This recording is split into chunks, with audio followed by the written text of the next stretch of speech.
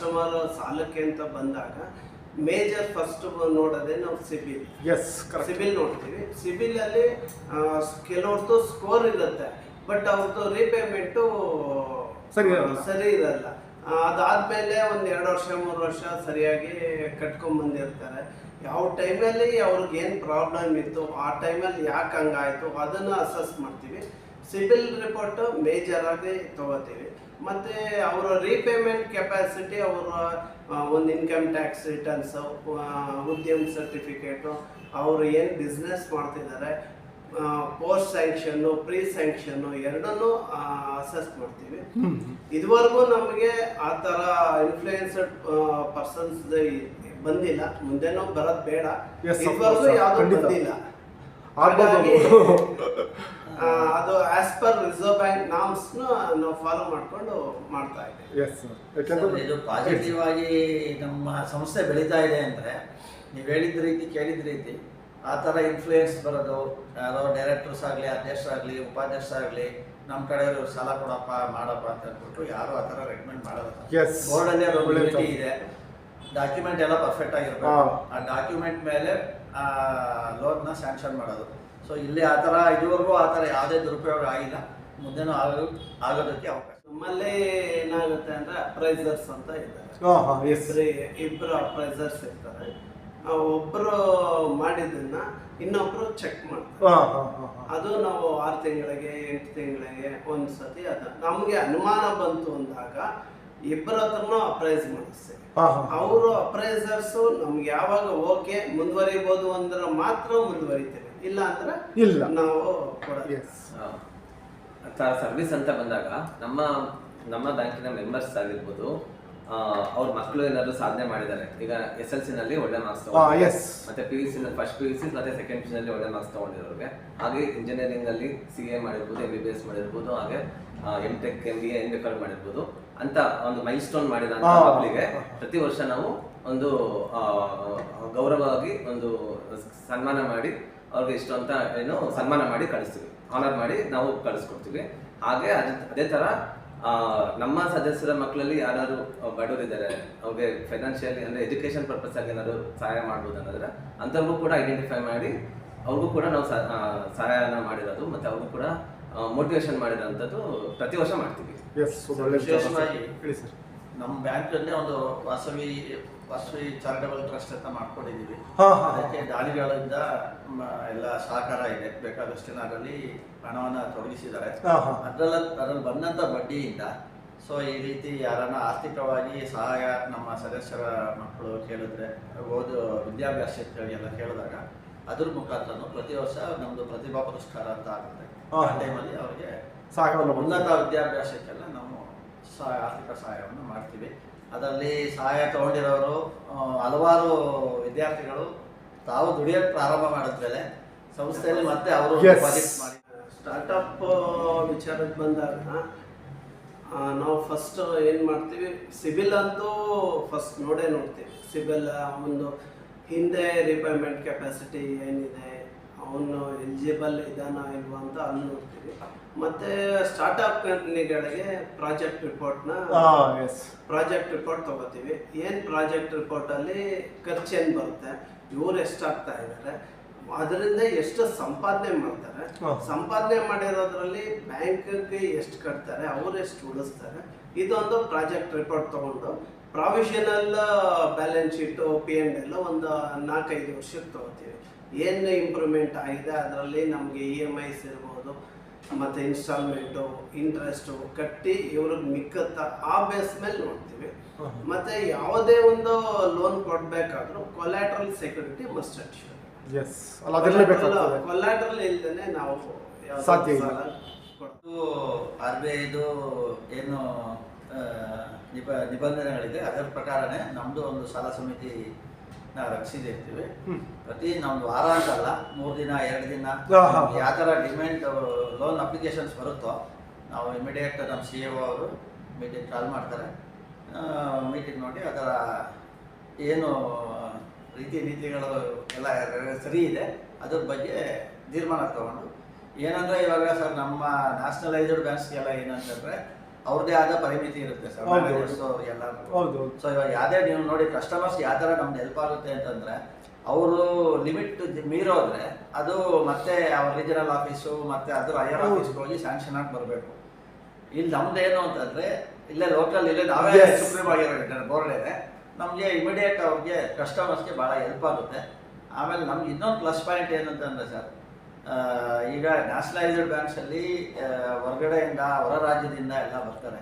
ಭಾಷೆಗಳಲ್ಲಿ ಭಾಷೆ ಅವ್ರಿಗೆ ನಮ್ಮ ಲೋಕಲ್ ಭಾಷೆ ಅವ್ರಿಗೆ ಅಷ್ಟು ಕಸ್ಟಮರ್ ಹತ್ರ ಅವರು ಕಮ್ಯುನಿಕೇಟ್ ಮಾಡ್ಬೇಕಾದ್ರೆ ಬಹಳ ಜನ ನಾವು ಬೇರೆ ಬೇರೆ ಬ್ಯಾಂಕ್ಗಳಲ್ಲಿ ಹೋದಾಗ ನೋಡ್ತಾ ಇರ್ತೀವಿ, ಗ್ರಾಹಕರಿಗೂ ಮತ್ತೆ ಅವರ ಅಧಿಕಾರಿಗಳಿಗೂ ಚರ್ಚೆ ವಾಗ್ವಾದ ನಡೀತಾನೆ ಇರುತ್ತೆ. ಆಮೇಲೆ ಸುಮ್ಮನೆ ಬೈತಾ ಇರ್ತಾರೆ.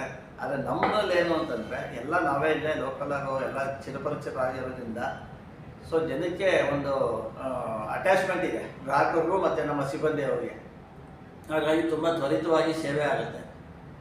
ಪ್ರತಿಯೊಬ್ಬ ಕಸ್ಟಮರ್ನ ಇಂಡಿವಿಜುವಲ್ ಆಗಿ ಪರ್ಸನಲ್ ಅಟೆಂಡ್ ಮಾಡಿ ಸೇವೆ ಕೊಡ್ತೀವಿ, ಅದು ನಮಗೆ ಪ್ಲಸ್ ಪಾಯಿಂಟು. ಸೊ ಹೊಳೆನರಸೀಪುರದಲ್ಲಿ ನಮ್ಮದು ಈಗ ಹಾಸನ ಜಿಲ್ಲೆಗೆ ನಮ್ಮ ಕಾರ್ಯವ್ಯಾಪ್ತಿ ಇತ್ತು. ಈಗ ಎಷ್ಟು 3 ತಿಂಗಳಿಂದ ನಮ್ಮದು ಮೈಸೂರು ಜಿಲ್ಲೆಯಲ್ಲೂ ಕಾರ್ಯಕ್ಷೇತ್ರವನ್ನು ವಿಸ್ತಾರ ಮಾಡಿದ್ದೀವಿ. ಈಗಾಗಲೇ ನಮ್ಮದು ಹೊಳೆನರಸೀಪುರ ಒಂದು ಬ್ರಾಂಚು, ಅರ್ಕೂಲ್ ಒಂದು ಬ್ರಾಂಚ್, ಅದು 10 ವರ್ಷ ಆಯಿತು. 2 ವರ್ಷದಿಂದ ಚಂದ್ರಾಪಟ್ಟಣದಲ್ಲಿ ಒಂದು ಬ್ರಾಂಚ್ ಓಪನ್ ಮಾಡಿದ್ದೀವಿ. ಎಲ್ಲ ಕಡೆನೂ ಭಾಳ ಪಾಸಿಟಿವ್ ಆಗಿ ರೆಸ್ಪಾಂಡ್ ಇದೆ. ನಮ್ಮ ಬ್ಯಾಂಕ್ ಬಗ್ಗೆ ಒಳ್ಳೆ ಅಭಿಪ್ರಾಯ. ನೀವು ಹೇಳ್ಬೇಕು ಸರ್. ವೇತನದ್ದು ಸರ್ ಅದು ಎಲ್ಲ ನಾವು ಯಾವುದು ನಿರ್ಧಾರ ಮಾಡಲ್ಲ ಸರ್. ಏನು ಗೌರ್ಮೆಂಟ್ ನಾರ್ಮ್ಸ್ ಇದೆಯೋ ಅದ್ರ ಪ್ರಕಾರನೇ ಕೊಡೋದು, ಜಾಸ್ತಿ ಕೊಡೋದು ಯಾವುದು ನಮ್ಮ ಕೈಯಲ್ಲಿ ಇಲ್ಲ. ಏನು ನಾರ್ಮ್ಸ್ ಇದೆಯೋ ಅದ್ರ ಪ್ರಕಾರ ವೇತನವನ್ನು ಕೊಡ್ತಾರೆ. ಅದೇ ಸೌಲಭ್ಯ ಸೇಮ್ ಸಿಗ್ತೀವಿ. ಮತ್ತೆ ನಮ್ಮ ಸ್ಟಾಫ್ ಎಲ್ಲರೂ ಹ್ಯಾಪಿ ಆಗಿದ್ದಾರೆ, ಅದ್ರ ಬಗ್ಗೆ ಎರಡು ಮಾತಿಲ್ಲ. ಮತ್ತೆ ಸರ್ವಿಸ್ ನೀವು ಹೇಳೋದ್ರ ಪ್ರಕಾರ ಖಂಡಿತ ನಮ್ಮ ಬ್ಯಾಂಕು ಸೇವೆಗೇನೆ ಹೆಸರಾಗಿರೋದ್ರಿಂದ ನೀವು ಹೇಳಿದ್ರೆ ಸಮಯ ಆದ್ಮೇಲೆ ಸ್ವಲ್ಪ 5 ನಿಮಿಷ ಯಾರೋ ಫೋನ್ ಮಾಡಿದ್ರು, ಹಣ ಕಟ್ಟಬೇಕು, ಡಿಪಾಸಿಟ್ ಮಾಡಬೇಕು ಅಂತ ಬಂದರೆ ಖಂಡಿತ ಆ ಥರ ಎಲ್ಲ ಸಾವಿರಾರು ನಿದರ್ಶನಗಳಿದ್ದಾವೆ. ಬಂದು ಭಾಳ ಚೆನ್ನಾಗಿ ಕೋಆಪರೇಟ್ ಮಾಡಿದ್ದಾರೆ ಸರ್ ನಮ್ಮ ಸ್ಟಾಫ್. ಭಾಳ ಸಮನ್ವಯ ಭಾಳ ಚೆನ್ನಾಗಿದೆ ಸರ್. ಅಧ್ಯಕ್ಷರು ಮತ್ತು ಸಿಬ್ಬಂದಿ, ಎಸ್ಪೆಷಲಿ ನಮ್ಮ CEO ಅವರು ಅವರ ಒಂದು ನೇತೃತ್ವದಲ್ಲಿ ಅವರ ಸಿಬ್ಬಂದಿಯವ್ರನ್ನ ಭಾಳ ವಿಶ್ವಾಸಕ್ಕೆ ಕೊಟ್ಟಿದ್ದಾರೆ. ಅದೇ ರೀತಿ ಸಿಬ್ಬಂದಿಯವರು ಸಹ ಆಡಳಿತ ಮಂಡಳಿ ಜೊತೆ ಒಂದು ಉತ್ತಮವಾದ ಸಂಪರ್ಕವನ್ನು ಇಟ್ಕೊಂಡಿದ್ದಾರೆ. ನಾವು ಏನು ಅವರಿಂದ ಬಯಸ್ತಾ ಇದ್ದೀವೋ ಆ ಸರ್ವಿಸನ್ನು ಅವ್ರು ಕೊಡ್ತಾ ಇದ್ದಾರೆ. ಇವಾಗ ಒಂದು ಸಂಸ್ಥೆಗೆ 2 ಮುಖ ಸರ್. ಒಂದು ಹೊರಗಡೆ ಏನು ಜನ ನೋಡೋದು ಆಡಳಿತ ಮಂಡಳಿ. ನಾವೇನೇ ಇವಾಗ ನಾನು ಒಂದು ಅಂಗಡಿ ಓಪನ್ ಮಾಡಿದ್ದೀನಿ, ನಾನು ತುಂಬ ನನಗೆ ಒಳ್ಳೆ ಫೆಮಿಲಿಯರ್ ಅಂತ ಅಂದ್ಕೊಂಡು ಜನ ಬರ್ತಾರೆ ಅಂದರೆ, ಜನ ಒಳಗಡೆ ಬಂದಮೇಲೆ ನನಗೆ ಸರ್ವಿಸ್ ಕೊಡೋದು ಸ್ಟಾಫ್ ಸರ್ವಿಸ್ ಕೊಡದೇ ಇದ್ರೆ ನಂದು ಎಷ್ಟೇ ಫೇಸ್ ವ್ಯಾಲ್ಯೂ ಇದ್ರು ಸ್ಟಾಫಿಂದ ಸರ್ವಿಸ್ ಸಿಗಲಿಲ್ಲ ಅಂದ್ರೆ ಆಗಲಿಲ್ಲ. ಸೊ ನಮ್ಮ ಬ್ಯಾಂಕು ಇವತ್ತಿನ ದಿನ ಸಕ್ಸಸ್ ಆಗಿದೆ ಅಂದರೆ ಹೊರಗಡೆ ಬಂದಾಗ ಅವರಿಗೆ ಉತ್ತಮವಾದ ಸೇವೆ ಸಿಗ್ತಾ ಇದೆ ಅನ್ನೋದ್ರಿಂದನೇ ಮುಂದುವರಿತಾ ಇರೋದು ಮತ್ತು ಪಾಸಿಟಿವ್ ಆಗಿ ನಾವು ಬೆಳೀತಾ ಇರೋದು. ಅಂತಂದರೆ ಬ್ಯಾಂಕಿಗೆ ನಾವು ಇದು ಒಂದು 12 ವರ್ಷದಿಂದ ನಾನು ಡೈರೆಕ್ಟರ್ ಆಗಿ ಇದರಲ್ಲಿ ಕರ್ತವ್ಯ ನಿರ್ವಹಿಸ್ತಾ ಇದ್ದೀನಿ. ಈಗ 15 ದಿನದಿಂದ ನಾನು ಅಧ್ಯಕ್ಷನಾಗಿ ಕಾರ್ಯನಿರ್ವಹಿಸಿರೋದು. ಇದಕ್ಕೆ ಮುಂಚೆ ಹಲವಾರು ಸಂಘ ಸಂಸ್ಥೆಗಳಲ್ಲಿ ಸೇವೆಯನ್ನು ಮಾಡಿದ್ದೀವಿ. ಅದು ವಾಸವಿ ಯೋಜನಾ ಸಂಘ ಇರ್ಬೋದು, ವಾಸವಿ ವಿದ್ಯಾಸಂಸ್ಥೆ ಇರೋದು, ಹೊಳೆನರಸೀಪುರ ಜೂನಿಯರ್ ಚೇಂಬರ್ ಅಲ್ಲಿ, ಹಾಗೆಯೇ ನಮ್ಮ ಶ್ರೀ ಮಹಾಗಣಪತಿ ಮಹೋತ್ಸವ ಸೇವಾ ಸಮಿತಿ, ಇಲ್ಲೆಲ್ಲ ವಾಸವಿ ಕ್ಲಬ್, ಇದು ಅಂತಾರಾಷ್ಟ್ರೀಯ ಸಂಸ್ಥೆ. ಇದೆಲ್ಲ ನಾವು ಸಾರ್ವಜನಿಕವಾಗಿ ಒಂದು ಸೋಷಿಯಲ್ ಸರ್ವಿಸ್ ಅಂತ ಹೇಳಿದ್ದೀವಿ. ಅಲ್ಲಿ ಸೇವೆಯನ್ನು ಮಾಡಿ ನಮ್ಮದೇ ಆದಂಥ ಒಂದು ಬೆಲೆಯನ್ನು ಇಟ್ಕೊಂಡಿದ್ದೀವಿ. ಎಲ್ಲೂ ಯಾವ್ದ್ರಲ್ಲೂ ಇಲ್ಲಪ್ಪ ಈ ಥರ ಒಂದು ಮಿಸ್ಯೂಸ್ ಮಾಡ್ತಾನೆ ಅನ್ನೋದಾಗಲಿ, ಅದು ನಮ್ಮ ಬಗ್ಗೆ ಒಂದು ಕಳಂಕರಹಿತವಾದ ಜೀವನವನ್ನು ನಡೆಸ್ತಾ ಇದ್ದೀವಿ. ಅದು ಖಂಡಿತ ನಮ್ಮ ಬ್ಯಾಂಕಿಗೆ ಬಂದು ನಾವು ಏನು ಅಧ್ಯಕ್ಷ ಸ್ಥಾನ ಸ್ವೀಕರಿಸಿದ್ದೀನಿ, ಇದರಲ್ಲಿ ಅದೇ ಪ್ರಾಮಾಣಿಕತೆ ಉಳಿಸ್ಕೊಂಡು ನಮ್ಮ ಕೆಲಸವನ್ನು ಏನು ಕರ್ತವ್ಯವನ್ನು ನಿರ್ವಹಿಸ್ತೀನಿ, ನಮ್ಮ ಒಂದು ಸ್ಥಾನಕ್ಕೆ ಗೌರವವನ್ನು ಕೊಡ್ತೀನಿ ಅನ್ನೋದು ನನಗೆ ಫುಲ್ಲು ವಿಶ್ವಾಸ ಇದೆ ಸರ್. ನಾನು ಬೇಸಿಕಲಿ ಬಂದ್ಬಿಟ್ಟು master of business administration MBA ಮಾಡಿರೋದು. ಸೊ ನಾನು ಬ್ಯಾಂಗ್ಳೂರಲ್ಲಿ ಕಾರ್ಪೊರೇಟ್ ಎಕ್ಸ್ಪೀರಿಯನ್ಸ್ ಒಂದು 4 years ಎಕ್ಸ್ಪೀರಿಯನ್ಸ್ ಇದೆ. ಅದಾದ್ಮೇಲೆ ನಾವು ಹೊಳೆನರಸೀಪುರಕ್ಕೆ ಶಿಫ್ಟ್ ಆದಮೇಲೆ ನಮ್ಮ ಬಿಸ್ನೆಸ್ನ ಒಂದು ಮಟ್ಟದಿಂದ ತಗೊಂಡು ನೆಕ್ಸ್ಟ್ ಲೆವೆಲ್ಗೆ ತಗೊಂಡೋದಕ್ಕೆ ಎಕ್ಸ್ಪಾನ್ಷನ್ ಮಾಡಿ, ಬರೀ ಹೊಳೆನರಸೀಪುರ ಅಂತ ಇದ್ದಿದ್ದನ್ನ ಅರ್ಕಲ್ಗೂಡು, ಶಾಂತಿಗ್ರಾಮ, KR ನಗರ ಆ ಕಡೆ ಎಲ್ಲ ನಾವು ಎಕ್ಸ್ಪಾನ್ಷನ್ ಮಾಡಿ ಒಂದು ಸಮಾಜದಲ್ಲಿ ಒಂದು ಒಳ್ಳೆ ಬಿಸ್ನೆಸ್ನ ಈಸಿ ಸರ್ವಿಸ್ನ ಕಸ್ಟಮರ್ಸ್ಗೆ ಕೊಡಬೇಕು ಅಂತ FMCG ಡಿಸ್ಟ್ರಿಬ್ಯೂಷನ್ ಏಜೆನ್ಸಿ ಅಂತ ಮಾಡ್ತಾ ಇದ್ವಿ. ಇವತ್ತಿನ ದಿನ ಒಂದು 12-13 ಊರುಗಳಿಗೆ, ಹಳ್ಳಿಗಳಿಗೆ ನಾವು ಸರ್ವಿಸ್ನ ಕೊಡ್ತಾ ಇದ್ದೀವಿ. ಹಾಗೆ ನಾನು MBA ಮಾಡೋದ್ರಿಂದ ನಾನು ಇಲ್ಲೇ ಡಿಗ್ರಿ ಕಾಲೇಜಲ್ಲಿ ಪಾರ್ಟ್ ಟೈಮ್ ಆಗಿ ಒಂದು 4 years ಗೆಸ್ಟ್ ಲೆಕ್ಚರರ್ ಆಗಿ ವರ್ಕ್ ಮಾಡಿದ್ದೀನಿ. ನನ್ನ ಫ್ರೀ ಟೈಮಲ್ಲಿ ಮಕ್ಕಳಿಗೆ ಹೆಲ್ಪ್ ಆಗಂಗೆ ಅದರಿಂದ ನನ್ನ ನಾಲೆಡ್ಜ್ ಅಪ್ಡೇಟ್ ಆಗುತ್ತೆ, ಪ್ಲಸ್ ನನ್ನ ಎಕ್ಸ್ಪೀರಿಯನ್ಸ್ ಬಿಸ್ನೆಸ್ ಮ್ಯಾನೇಜ್ಮೆಂಟ್ ಮಕ್ಕಳಿಗೆ ಹೆಲ್ಪ್ ಆಗಬೇಕು ಅನ್ನೋ ರೀಸನ್ನಿಂದ ಒಂದು ಲೆಕ್ಚರರ್ ಆಗಿ ಕೂಡ ವರ್ಕ್ ಮಾಡ್ತಾ ಇದ್ದೆ ಪಾರ್ಟ್ ಟೈಮಲ್ಲಿ. ಹಾಗೆ ಸಮಾಜ ಸೇವೆ ಅಂತ ನನಗೆ ಮನಸ್ಸಿಗೆ ಬಂದಾಗ ಅದ ಹೇಳ್ಬೇಕಂದ್ರೆ ನಾನು ವಾಸವಿ ಕ್ಲಬ್ ಅಂತ ಒಂದು ಪ್ರತಿಷ್ಠಿತ ಸಮಾಜ ಸೇವೆ ಸಂಸ್ಥೆ, ಅಂತಾರಾಷ್ಟ್ರೀಯ ಸಂಸ್ಥೆ. ಇದರಲ್ಲಿ ನಾನು ಕಳೆದ ವರ್ಷ ಪ್ರೆಸಿಡೆಂಟ್ ಆಗಿದ್ದೆ, ಈ ವರ್ಷ ಝೋನಲ್ ಚೇರ್ಪರ್ಸನ್ ಆಗಿದ್ದೀನಿ.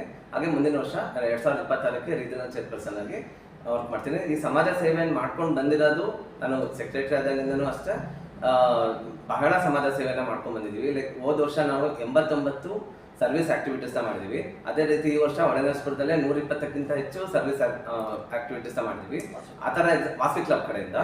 ಅದೇ ರೀತಿ ಹೇಳ್ಬೇಕಂದ್ರೆ ಈ ವರ್ಷ ಒಂದು ಟೀಮ್ ಐಗೋಡ್ನಹಳ್ಳಿ ಅಂತ ಒಂದು ಊರಲ್ಲಿ ವಾಸವಿ ಕ್ಲಬ್ ವತಿಯಿಂದ ಒಂದು 2.5 3 ಲಕ್ಷ ರೂಪಾಯಿ ಖರ್ಚು ಮಾಡಿ ಒಂದು ಬೋರ್ವೆಲ್ನ ಹಾಕಿಸಿ ಅಲ್ಲಿರೋ ಜನಗಳಿಗೆ ಮತ್ತೆ ಸ್ಕೂಲ್ಗಳಿಗೆ ಯೂಸ್ ಆಗಂಗೆ ಒಂದು ಪ್ರಾಜೆಕ್ಟ್ನ ಮಾಡಿ ದಾನಿಗಳ ಅದಕ್ಕೆ ಸಹಾಯ ಮಾಡಿದ್ರು. ಅದರಿಂದ ನಾವು ದಾನಿಗಳ ಸಹಾಯದಿಂದ ಆ ಒಂದು ಪ್ರಾಜೆಕ್ಟ್ನ ಮಾಡಿ ಜನಗಳಿಗೆ ಲೋಕಾರ್ಪಣೆ ಮಾಡಿದ್ದೀವಿ ಈ ವರ್ಷ. ಸೊ ಇದು ನನ್ನ ಸಮಾಜ ಸೇವೆ ಹಿನ್ನೆಲೆ. ಹಾಗೆ ವಾಸವ ಕೋಆಪರೇಟಿವ್ ಬ್ಯಾಂಕಲ್ಲಿ ಇದೇ ವರ್ಷ ನಾನು 2024ಕ್ಕೆ ನಾನು ಡೈರೆಕ್ಟರ್ ಆಗಿ ಜಾಯಿನ್ ಆಗಿ ಇವಾಗ ಒಂದು 15 ದಿನದಿಂದ ನಾನು ವೈಸ್ ಪ್ರೆಸಿಡೆಂಟ್ ಆಗಿ ಚಾರ್ಜ್ ತಗೊಂಡಿದ್ದೀನಿ. ಇನ್ನು ಮುಂದೆ ಕೂಡ ಈ ಸೇವೆನ ಸಮಾಜಕ್ಕೋಸ್ಕರ ಮಾಡ್ಬೇಕಂತ ಸೇವೆನ ತಲೆಯಲ್ಲಿ ಇಟ್ಕೊಂಡು ಅದೇ ರೀತಿ ನಾನು ಬೆಳೆಸ್ಕೊಂಡು ಹೋಗ್ಬೇಕು, ಸಂಸ್ಥೆನ ಇನ್ನೊಂದು ನೆಕ್ಸ್ಟ್ ಲೆವೆಲ್ಗೆ ತೊಗೊಂಡು ಹೋಗ್ಬೇಕು ಅನ್ನೋ ಉದ್ದೇಶದಿಂದ ಪ್ಲಾನ್ ಇದೆ. ಮಾಡ್ತೀನಿ ಅಂತ ಆತ್ಮವಿಶ್ವಾಸ ನನಗಿದೆ. ಸ್ವಂತ ಒಂದು ಚಿಟ್ ಫಂಡ್ ಸಂಸ್ಥೆ ಇದೆ, ಶ್ರೀ ಗುರು ಗಣೇಶ್ ಚಿಟ್ ಪ್ರೈವೇಟ್ ಲಿಮಿಟೆಡ್ ಅಂತ. ಕಳೆದ 15 ವರ್ಷದಿಂದ ಈ ಒಂದು ಸಂಸ್ಥೆನ ನಡೆಸ್ಕೊಂಡು ಬರ್ತಾ ಇದ್ದೀವಿ. ಅದರಲ್ಲಿ ಭಾಳ ಯಶಸ್ವಿಯಾಗಿ ಸಂಸ್ಥೆನ ನಡೆಸ್ಕೊಂಡು ನಮ್ಮ ಏನು ಚಿಟ್ ಫಂಡ್, ಅದು ರಿಜಿಸ್ಟರ್ಡ್ ಚಿಟ್ ಫಂಡು, ಸೊ ಎಲ್ಲ ನಮ್ಮ ಗ್ರಾಹಕರಿಗೆ ಒಂದು ಅವರ ಹಣಕ್ಕೆ ಭದ್ರತೆಯನ್ನು ಇದುವರೆಗೂ ಇಟ್ಕೊಂಡು ಬರ್ತಾ ಇದ್ದೀವಿ. ಮುಂದೆನೂ ಅದೇ ರೀತಿ. ನಾನು ಬ್ಯಾಂಕ್ಗೆ ಸೇರಿ 30ನೇ ವರ್ಷ. ಅವತ್ತಿನಿಂದನೂ ಇವತ್ತವರೆಗೂ ಒಂದೇ ಒಂದು ಕಪ್ ಚುಕ್ಕಿ ತೊಗೊಂಡಿಲ್ಲ.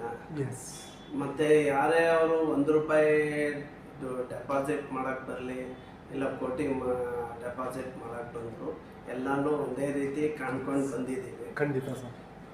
ನೀವು ವಿಚಾರಿಸಿದ್ರೆ ನಾವು ಪಾಸಿಟಿವ್ ಆಗೇ ಬರುತ್ತೆ ಹೊರತು ನೆಗೆಟಿವ್ ಥಾಟ್ಸ್ ಯಾವುದೂ ಇರೋದಿಲ್ಲ. ಪ್ರತಿ ತಿಂಗಳು ಮೀಟಿಂಗ್ ಇದ್ದೇ ಇರುತ್ತೆ, ಮಂತ್ಲಿ ಮೀಟಿಂಗ್ ಇದ್ದೇ ಇರುತ್ತೆ. ಆ ತಿಂಗಳದ್ದು ಏನು ಆಗುವಗಳಿದೆ ಅದೆಲ್ಲನೂ ಆ ಮೀಟಿಂಗಲ್ಲಿ ಚರ್ಚೆ ಆಗುತ್ತೆ. ಲೋನ್ ಸ್ಯಾಂಕ್ಷನ್ ಆಗಿರೋದಿರ್ಬೋದು, ನಮಗೆ ವಸೂಲಾತಿ ಬಗ್ಗೆ ಚರ್ಚೆ ಇರ್ಬೋದು, ಮತ್ತು ಆ ತಿಂಗಳಲ್ಲಿ ಜಮಾ ಖರ್ಚು ಪರಿಶೀಲನೆ ಆಗಿ ಅದರದ್ದು ಅನುಮೋದನೆ ನೀಡೋಂಥದ್ದಿರ್ಬೋದು. ಆ ತಿಂಗಳಲ್ಲಿ ಏನೇನಾಗಿದೆಯೋ ಅದು ನೆಕ್ಸ್ಟ್ ಸಂಪೂರ್ಣವಾಗಿ ಅನಲೈಸ್ ಆಗುತ್ತೆ. 12 ಮೀಟಿಂಗ್ ಅಂತೂ ಆಗುತ್ತೆ. ಮತ್ತು ವಿಶೇಷ ಸಭೆಗಳು ಮಧ್ಯದಲ್ಲಿ 4-5 ಈ ಥರ ಎಲ್ಲ ಸಂದರ್ಭಕ್ಕೆ ತಕ್ಕಂತೆ ಮೀಟಿಂಗ್. ಒಟ್ಟು 15 20 ಮೀಟಿಂಗು ಪರ್ ಇಯರ್, ವರ್ಷಕ್ಕೆ 15 20 ಮೀಟಿಂಗ್ ನಡೀತವೆ.